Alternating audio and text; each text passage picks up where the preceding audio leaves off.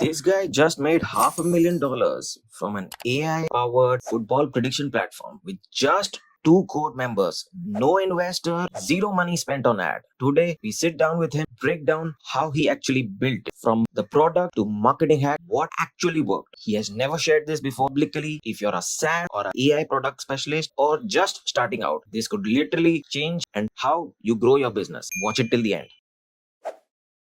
Where are you guys based? So we are based out at Mumbai, India. I'll just give you a gist about us and what we do as a firm. So we are Unicorn as AS. We are primarily into AI and ML development in terms of custom AI solutions. We have also developed our own products called as LLM Search AI. So you guys are both developers? Yes, this is a homegrown in-house developed software. It's completely live right now. And besides that, we also do voice AI bots. So the last thing that we do is primarily we provide resources on hire. So that's pretty much about us. And I like Sachin to also speak about his entire thing. Go for it. Yeah. Hey, hi Sam. I think we talked a lot about us, but this call is not actually about us. It's about you. What exactly you are doing? We are here to document how exactly you build your SaaS journey. How exactly you build your application called Numbers Game. We are joined here to know about that. So I think if you are okay, can we start? Yeah, of course. So for people that don't know, which will be most of the viewers, Numbers Game is an AI-powered football prediction site. So it actually started off about 5 years ago. Me and a friend, we were both into football data anyway. We're both very into kind of technology, entrepreneurship and whatnot. And we've had a few projects that started and we couldn't get them off the ground because various, sometimes regulations, sometimes just software limitations. So we decided to do something that we could actually finish as a project. That was the only criteria. It didn't matter about monetization. It didn't matter about how we were going to get subscribers. It was just we wanted a finished product. So we decided literally on a whiteboard, the two things we were passionate about, football and technology. And we decided that it would be really cool if we could predict the outcome of games based on the data and tweak the algorithm and see how we can affect its predictions. And we launched that website just as a free tool, essentially just for ourselves, but it got a little bit of traction, users started coming in. And then once we started spending more time on it and we were doing website upgrades and changing the layout and, spending a lot of resources on it, we decided to start charging for that data because people were using it to make bets a lot of the time as well. So they were making a return on investment. That's not why we set it up. I'm not a football bettor myself, but that's a lot of the people that come in, as you can imagine, they're using it for that. So that was the kind of version 1.0, if you like. And then 2.0 is probably when we started charging. We changed to the card view so that it would fit perfectly on mobile, made it look a lot prettier. And then in terms of the business, one big leap came from a friend recommended we started using TikTok, and I'd never touched the application before in my life. I didn't understand it at all. And lo and behold, after doing a couple of videos, we had one that got 1 million views, and you just have thousands of subscribers pouring into the website, which is a great feeling. Kind of scary when you then instantly know if anything's wrong with the website, you get and find out if there's any bugs in it, all of that sort of stuff, you're exposed. So kind of nerve-wracking in a way. You almost feel apprehensive, like you're excited by the growth, but you're scared that you've not done it right. It's almost like an imposter syndrome type of thing. Okay. So that was a few years ago. So ever since then, it's been a fully fledged business where I work full time on it, and I'm kind of the customer support, the HR, the legal team, the designer, the developer, all of those things. You have to wear a lot of different hats, but that's part of the fun as well. One thing I would say is you want to focus on the things that you enjoy doing as much as possible, because it's easy to get bogged down by admin and support and whatnot. But it's easy to forget why we all do this, which is to have freedom and do things that we love and things that are our hobby for work. And I still manage to do that, but yeah, some days you get sidetracked, I would say. Yeah. Okay. Great, Sam. Great. Sam, my next question is, I just want to know what's your current tech stack for Numbers Game? Tech stack? Yes.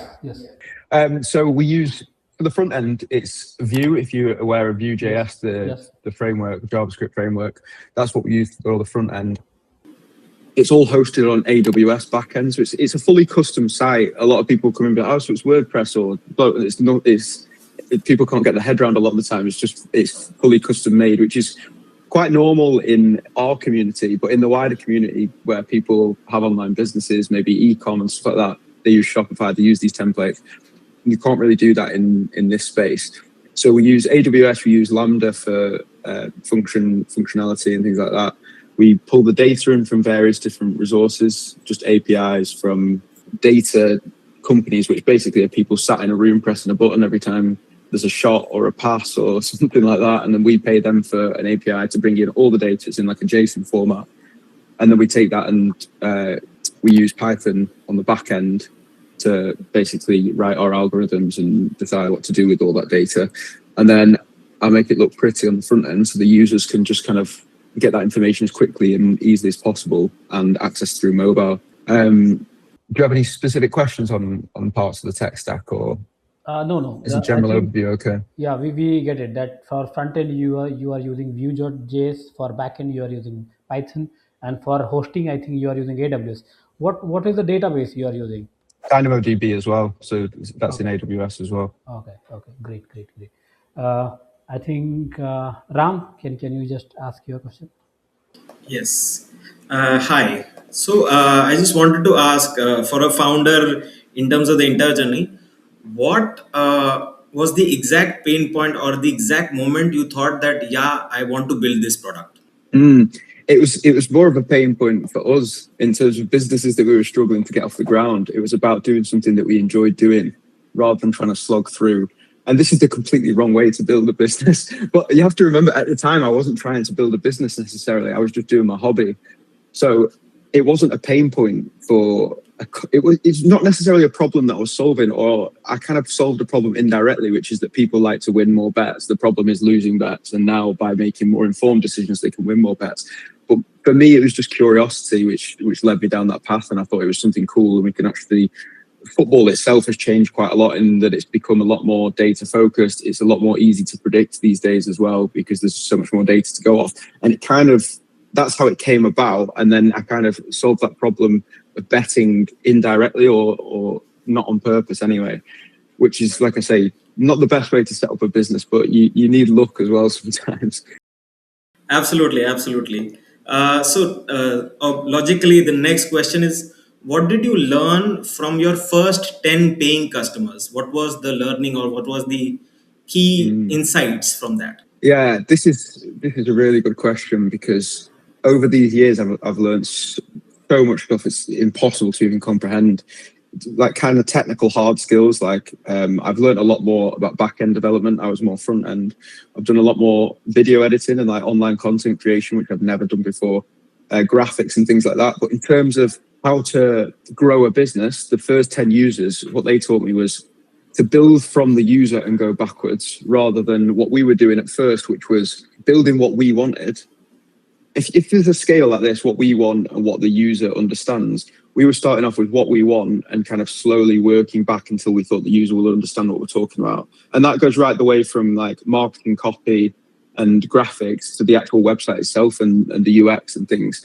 Mm-hmm. For example, we had one of the headlines at first was something like using algorithms to get an edge on the market and blah, blah, blah. Things that like we thought sounded technically accurate and was what it was doing, but that doesn't resonate at all with someone that just wants to win some more money on football. Mm-hmm. So what I learned to do was start off with them so that, okay, they want to win more bets, but I can't put just a headline at the website, win more bets. That's too vague. So then you work your way to more technical. So it's, using AI powered football predictions, to help make you win, or whatever it is.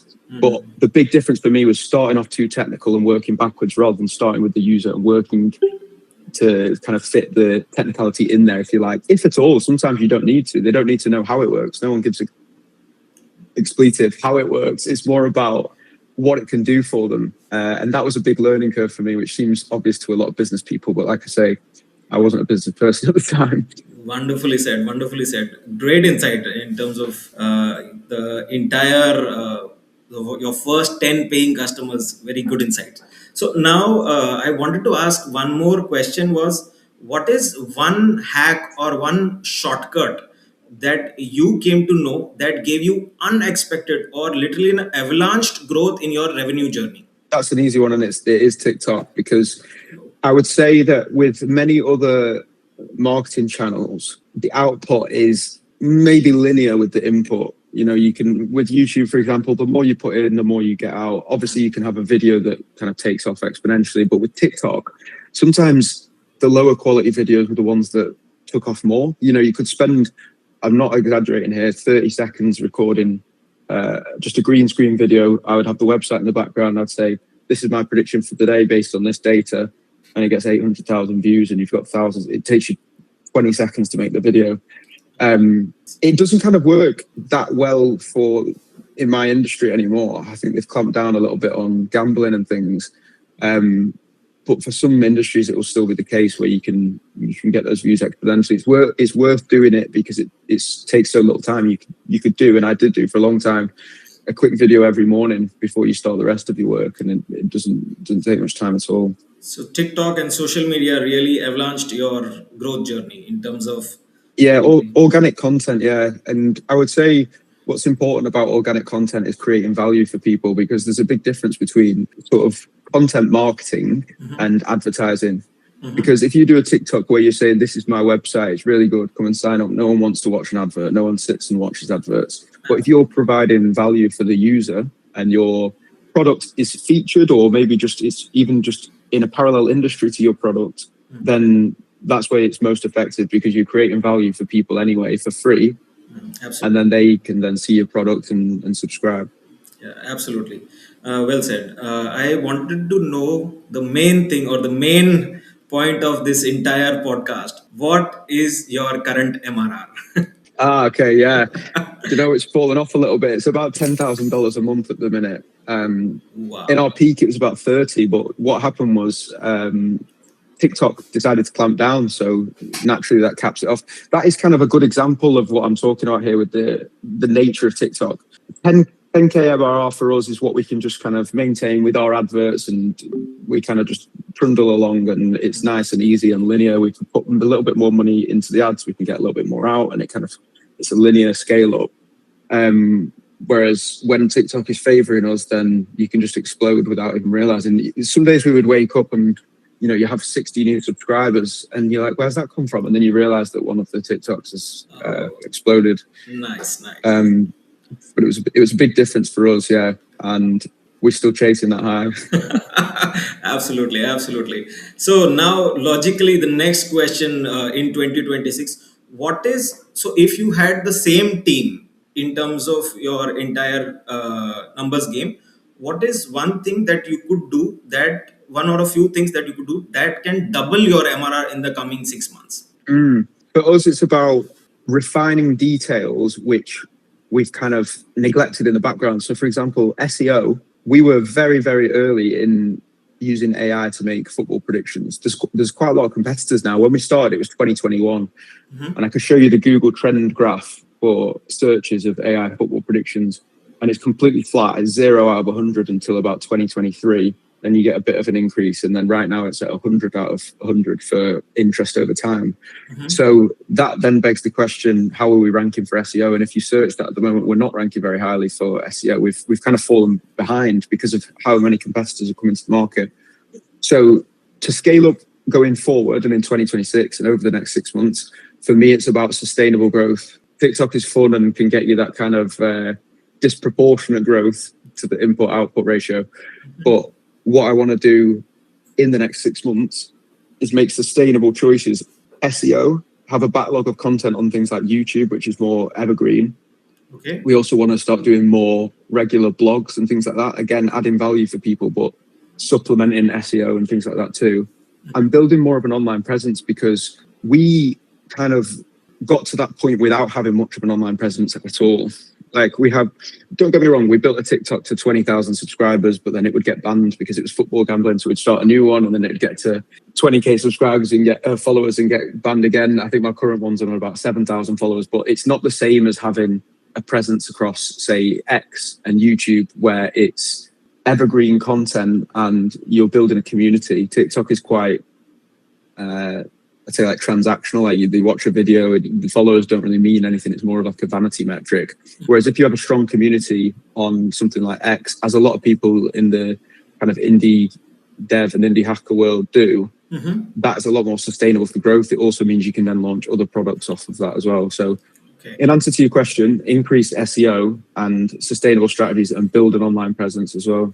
So online presence, community building, all those kind of things. Nice. Exactly, yeah. Yeah. Sachin, I believe you also had a few questions. Yes. Yes, sure. As we are living in this AI world, there are thousands of AI tools we are get bombarded every day. So, do you have any three tools which you think you can't live without? Three AI tools which you think you can't live without in today's world? Yeah, I mean, obviously it goes without saying football predictions, Yeah. but for me, a big thing was the support email. So I have a support email inbox separate to my personal Sam at Numbers Game inbox, where I would constantly be getting a lot of questions. And when you have an online business, the questions tend to be quite repetitive and they tend to be quite relatively simple. People aren't asking you anything too deep. It's more like, how do I subscribe to this package, or how do I use these predictions on the website, that kind of thing. So I actually built a tool myself which will go off your tone of voice and automatically respond to emails for you based on your tone of voice and your FAQs. So if you emailed my support inbox now while we're on the phone, you'd get a reply instantly and it sounds exactly like me in response to your question perfectly. And that is an AI which I built, and it's called gropius.co. Okay. And that has saved me hours per week. I've also put in like block listed words. So if, for example, someone asks for a refund, it doesn't reply to their email. I don't want to reply and refunding everyone. Okay. So you can put in block listed words. That saves me a couple of hours every week. And one of the other things is not strictly AI, but analytics for our website. So Google Analytics is a big one for me to understand which features our users are actually using, where their kind of tendencies lie on the website. For example, we put a big focus on the data that goes into the predictions, and they will click on the data that goes into them. But what I realized was 75% of people never even click on that data. They just read the prediction itself and go off that. So that then enabled me to make the decision, actually, a lot of our marketing copy should be focused around that rather than kind of force something down people's throats that the majority of them aren't using. Right. Okay. So as somebody already told that the average IQ of the internet is really low. So you have to see your analytics and have to take that kind of decisions which actually appealing to the mass. So it's a great stat you are identifying from your analytics. Great. So Sorry, my what was the question? Is the no, audio's changed a it's little not. bit then? It's not a question. It's just I articulating Okay. again what exactly you are saying. That's it. Yeah. So my next question is, as we are creating this podcast to the entrepreneurs which want interested to build a SaaS company. So what's one advice for a new SaaS founder you want to give? One advice which is the life changing for them. It would be your own target audience and be curious. You can't fake that. So I see quite a lot of people online saying, oh, go to this subreddit and search this key term, and then you can find out people's problems and then you can build a business around that. But I don't think that works at all, because you're trying to solve someone else's problem, which means that you don't fully understand it. All you've understood is one snippet of Reddit, it doesn't describe the problem in enough detail. You have to understand the problem. You have to understand why those people are trying to fix that problem and how to solve it in the best way, which can be very different if you properly understand the nature of it. It also means that you can market in the right places as well. So, for example, with the email tool that I built, because I'm the target audience, I know where those people hang around and I know what the problem is and I know how to then position it to them. Whereas if I'm trying to solve someone else's problem, you can miss the mark completely. You could solve the problem in the wrong way. And not only that, but it takes a lot of effort to kind of hang around in these communities and trying to consume content in an area where you're not naturally inclined to be anyway. So for every minute that you do that, there'll be someone else spending an hour doing it, because that's naturally what they're doing anyway. And those people will beat you every day of the week. So I would say solve your own problems and in areas that you're interested in, because you're not going to be able to fake it for long. I think it's really great advice that be your own customer first, then try to acquire other customers. It's really great advice, Yeah. Amir. Because then it helps with the copy and stuff as well. It helps with every single bit of it. It helps with developing features. It helps with the copy. It helps with the advertising and even customer support as well, because you can empathize a lot better. Great, great.